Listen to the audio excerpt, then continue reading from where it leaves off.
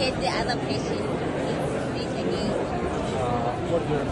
8 родим завтра. Мероприятие.